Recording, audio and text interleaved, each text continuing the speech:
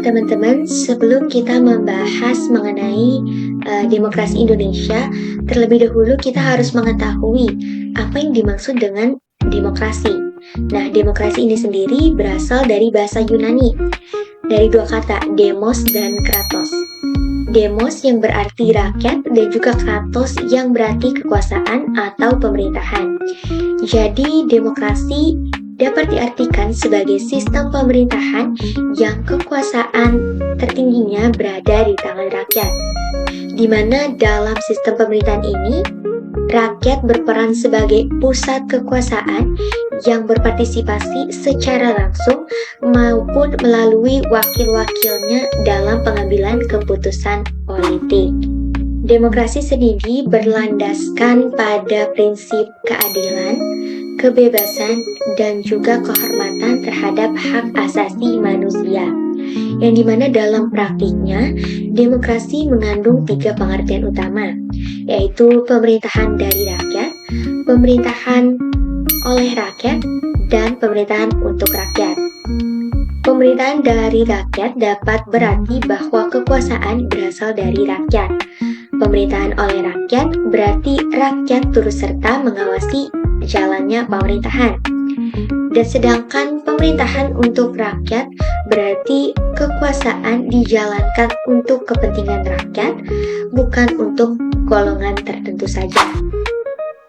Kemudian, prinsip dasar dari demokrasi sendiri mencakup 3 nilai yang penting, yaitu liberté atau kebebasan, kemudian égalité atau kesetaraan, dan fraternité atau kebersamaan. Nah, prinsip kebebasan memberi ruang bagi rakyat untuk berpendapat dan berkumpul. Prinsip kesetaraan menjamin semua warga negara memiliki kedudukan yang sama di hadapan hukum, sedangkan prinsip kebersamaan menekankan pentingnya menghormati hak yang dimiliki orang lain dalam kehidupan bermasyarakat, berbangsa, dan bernegara. Perjalanan demokrasi dari negara Indonesia ini mengalami beberapa fase penting, yang dimana hal ini dapat dibagi menjadi 5 periode.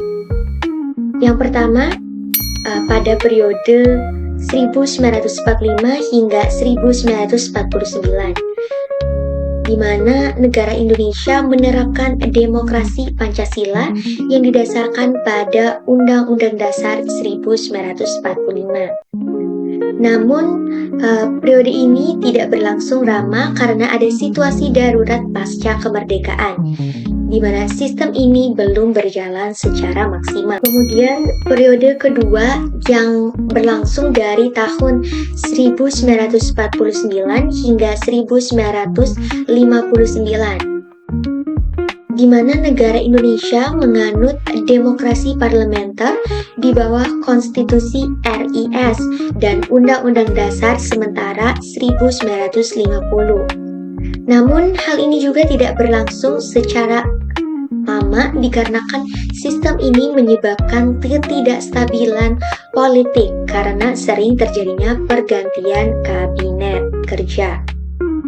Kemudian, periode ketiga dari demokrasi yang berlangsung dari tahun 1959 hingga 1965 yang dikenal dengan demokrasi terpimpin di bawah pemerintahan Presiden Soekarno. Pada masa ini, terjadi pemusatan kekuasaan di tangan presiden seorang, sehingga muncul penyimpangan terhadap nilai-nilai yang terkandung pada Pancasila dan Undang-Undang Dasar 1945. Kemudian periode yang keempat yang dikenal dengan masa Orde Baru, yang berlangsung dari tahun 1965 hingga berakhir pada tahun 1998. Pada periode ini menggunakan demokrasi Pancasila kembali, namun hal ini juga tidak berlangsung lama dikarenakan dalam pelaksanaannya kekuasaan presiden menjadi sangat-sangat dominan dan muncul praktik KKN atau korupsi, kolusi, dan nepotisme. Kemudian periode yang terakhir yaitu periode kelima yang berlangsung sejak tahun 1998 hingga saat ini. Indonesia memasuki era reformasi di mana demokrasi terus diperkuat dengan pelaksanaannya pemilu atau pemilihan umum yang lebih bebas, terbuka dengan pembatasan masa jabatan terhadap presiden, serta peningkatan peran dari lembaga-lembaga demokrasi yang ada, seperti DPR, KPU, dan lembaga pengawas pemilu lainnya. Kemudian bentuk-bentuk pelaksanaan demokrasi yang ada di Indonesia ini dapat dilihat dari berbagai aspek kehidupan berbangsa dan juga bernegara. Salah satu wujud utamanya yaitu pelaksanaan pemilihan umum atau yang disingkat pemilu. Yang hal ini dilaksanakan secara langsung, umum, bebas, rahasia, jujur, dan juga adil. Melalui pemilihan umum ini, rakyat dapat menyalurkan hak pemilihnya untuk memilih pemimpin dan wakil rakyat. Bentuk pelaksanaan demokrasi selain daripada dilaksanakannya pemilihan umum, ini dapat juga dilihat melalui adanya kebebasan berpendapat dan kebebasan pers, di mana masyarakat memiliki hak untuk menyampaikan pendapat, kritik maupun saran terhadap kebijakan dari pemerintah selama tetap sesuai dengan aturan hukum. Pers juga di sini berperan penting sebagai pilar keempat demokrasi yang mengawasi jalannya pemerintahan dan menyampaikan informasi-informasi terhadap khalayak umum. Dalam praktiknya, dalam kehidupan sehari-hari, demokrasi yang dilaksanakan di Indonesia ini menghadapi berbagai tantangan. Salah satu tantangan utamanya atau yang paling besar adalah politik uang yang dapat merusak kejujuran dan keadilan dalam pelaksanaan pemilihan umum. Selain daripada itu, perbedaan politik dan identitas juga sering menimbulkan perpecahan dalam kehidupan bermasyarakat. Kemudian tantangan lain dari pelaksanaan demokrasi yang ada di Indonesia yaitu adalah penyebaran hoax yang dapat mempengaruhi opini publik ke arah yang negatif. Kemudian rendahnya partisipasi politik masyarakat apalagi terhadap generasi muda juga menjadi masalah yang serius. Tak hanya itu, masih ada tekanan terhadap kebebasan pers dan lemahnya lembaga pengawasan yang menyebabkan pengawasan terhadap jalannya pemerintahan belum optimal. Upaya-upaya yang dapat kita laksanakan untuk memperkuat demokrasi yang sedang berjalan di Indonesia saat ini dapat dibagi menjadi 5 upaya.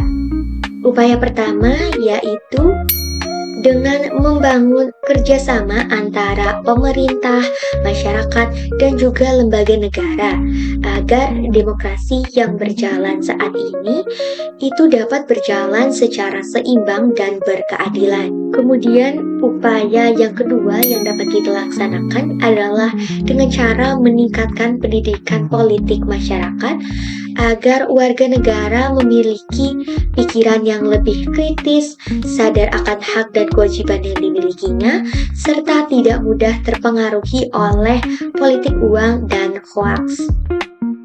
Kemudian upaya ketiga adalah dengan meningkatkan penguatan terhadap lembaga-lembaga demokrasi seperti KPU, DPR, dan juga Bawaslu, di mana lembaga-lembaga tersebut harus bekerja secara independen dan transparan. Kemudian upaya keempat adalah dengan pemerintah yang wajib menjamin kebebasan berpendapat dan kebebasan pers bagi masyarakat agar masyarakat tersebut dapat mengawasi jalannya kebijakan pemerintahan. Dan upaya kelima sebagai upaya terakhir adalah dengan meningkatkan partisipasi masyarakat dalam pengawasan pemerintahan, yang dimana hal tersebut menjadi kunci penting agar kekuasaan tidak disalahgunakan. Bila seluruh elemen demokrasi ini berjalan selaras, maka Indonesia akan memiliki sistem demokrasi yang kuat, adil, dan berkelanjutan. Nah, dari pemaparan materi mengenai demokrasi Indonesia yang telah saya sampaikan sebelumnya, maka dapat diambil kesimpulan bahwasannya demokrasi tersebut bukan hanya sistem pemerintahan, tetapi juga budaya yang harus tertanam dalam kehidupan berbangsa dan bernegara di Indonesia. Dengan kita menjaga nilai-nilai kebebasan, keadilan, dan partisipasi rakyat, demokrasi yang ada di Indonesia saat ini akan terus berkembang menuju pemerintahan yang bersih, transparansi, dan berpihak kepada rakyat.